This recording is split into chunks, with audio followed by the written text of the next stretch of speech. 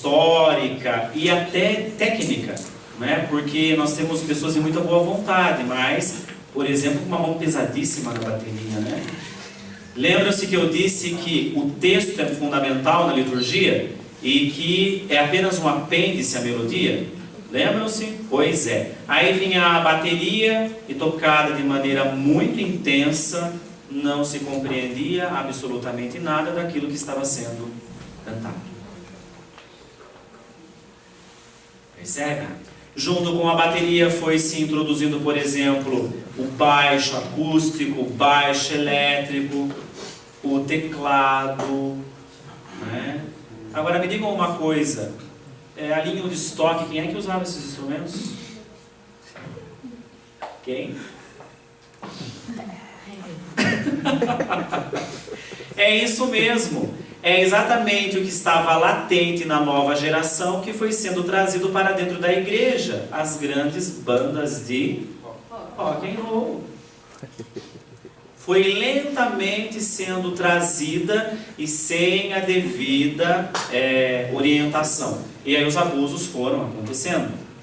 Então veja, a igreja admite sim ou não? Sim. Pode responder com convicção. A igreja admite sim ou não? Sim. Desde que ela possa preservar o arcabouço da tradição e se promova e se oriente com adaptações e inovações provindas do tempo, mas com coerência, não é? Com qualidade. Tem, né? Nós temos na nossa diocese uma garota chamada Pamela, que ela tem uma sensibilidade para a percussão extraordinária, fora da média.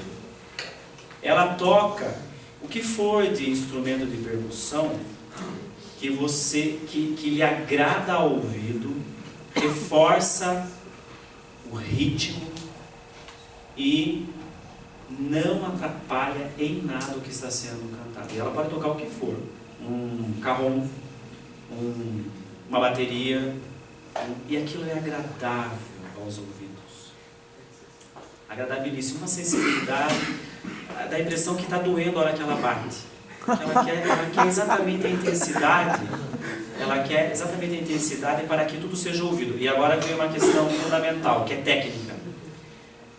Se vocês querem criar um pouco mais de percepção do todo de uma execução de música, comece a ouvir música clássica.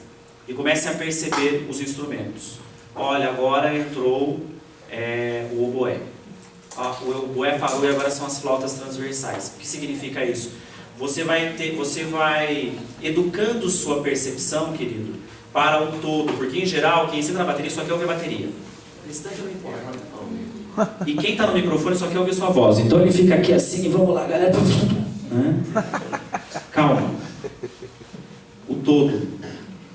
E outro detalhe, a interpretação pessoal e individual não é feita igualmente quando é em conjunto. Se você canta com mais de uma pessoa, já vai uma dica. Não exagere tanto nos vibratos. A voz é mais aveludada. Então, se eu estou numa interpretação pessoal, né, eu até posso. O Senhor ressurgiu. Aleluia, aleluia. Tudo bem, mas se você está cantando em conjunto, olha só, cantem comigo. O Senhor ressurgiu. Aleluia, aleluia. É o Cordeiro Pascal. Vai. Aleluia, aleluia. Imolado por nós. Imolado por nós. Aleluia, aleluia. É o Cristo Senhor, Ele vive e venceu. Aleluia. Que delícia. Parece um só cantando, né? E aqui a gente tem que aprender a coibir o individualismo, o individual, que é um acento da cultura de hoje também. É um acento da cultura de hoje também e recai, aliás, recai sobre a música de um modo geral, né? Até hoje, influência, né, da nossa cultura, veja, nós temos alguns cantores que começam em conjunto, né, daqui a pouco já está na carreira solo. Começa em conjunto, já vai para a carreira solo. Dá mais grana. Vai. E agora a gente vai chegar nos critérios práticos que vocês vão refletir bastante nos grupos. Vamos lá. No que concerne aos compositores, veja-se o que mencionou, que as suas composições se apresentem com as características da verdadeira música sacra e possam ser cantadas não só pelos grandes coros, mas se adaptem também aos pequenos e favoreçam uma ativa participação de toda a Assembleia dos Fiéis. Toda a celebração litúrgica, bem como o próprio canto litúrgico, está voltada à sua natureza e finalidades específicas e à introdução da Assembleia de Fiéis aos mistérios pascais dos quais participam. Leia-se o documento 79 da CNBB, número 171 a 173, citando Gillenot, francês que se debruçou sobre essas questões. Agora leiam o que ele nos orienta. Servir a Assembleia trata-se de introduzi-la sempre mais pela fé nos mistérios de Jesus Cristo, considerá-la com suas possibilidades, riquezas e seus limites. É a primeira preocupação da liturgia pastoral. É o caminho mais seguro para uma celebração cheia de vida. Olha, às vezes, quem puxa as palmas, e isso deveria partir de quem toca, porque ele está próximo da execução rítmica, faz toda a diferença. Às vezes a missa é festiva, não se escolheu bem o repertório da missa, e ela fica uma missa xoxa, apagada. Porque aí você fica perguntando por quê? Porque o repertório não foi bem escolhido. Você, por exemplo, quer algo vibrante para o hino de louvor, escolhe uma canção e você fica batendo palma assim, ó.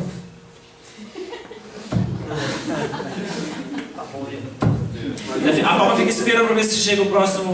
A próxima nota forte, né? Terrível! Há de se tomar cuidado com isso, porque um repertório bem escolhido faz toda a diferença. E viram o que ele falou ali? A verdadeira preocupação pastoral da liturgia é essa. Portanto, lá vem uma pegada no pé. Há necessidade de quem toca nas celebrações eucarísticas que participe da pastoral da liturgia. A equipe de celebração daquele dia se reuniu, e é você que toca, tem que ir na reunião, tem que conversar com eles sobre o assento da celebração e escolher o repertório a partir do assento da celebração. E a fonte é a Sagrada Escritura, portanto, a liturgia da palavra daquele domingo. E o que não faltam são repertórios, gente. Né? Tá bom?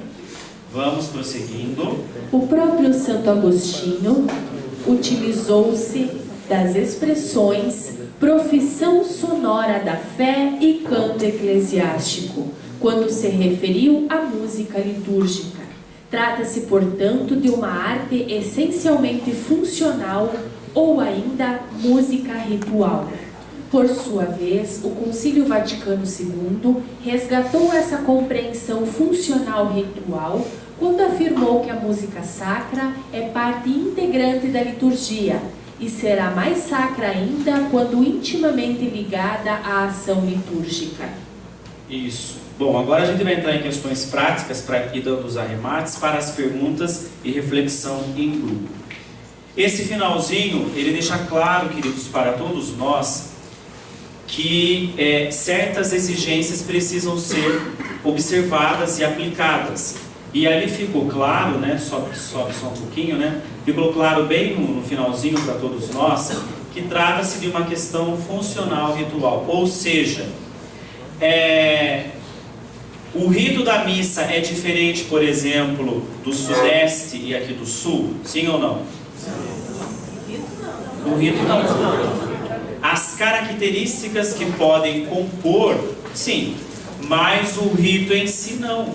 Por isso que nós precisamos ter um conhecimento profundo do rito. Já vou dar alguns exemplos. Por exemplo, quando nós estamos na fração do pão, a comunidade, esse texto é antiquíssimo, está lá na igreja, primitiva, de se recitar o cordeiro enquanto o sacerdote faz a fração do pão.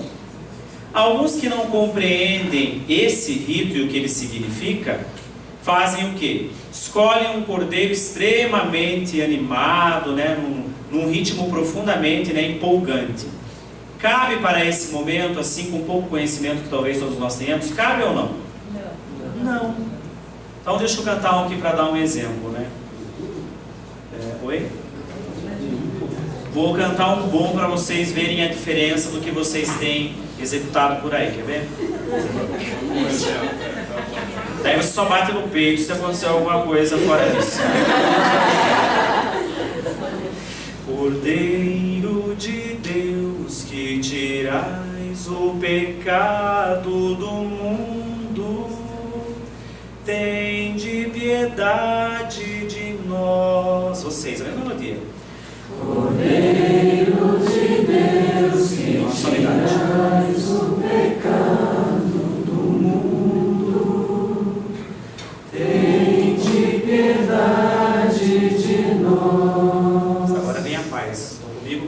Cordeiro de Deus, que tirais o pecado do mundo, Dai-nos a vossa paz. O padre fracionou o pão e a música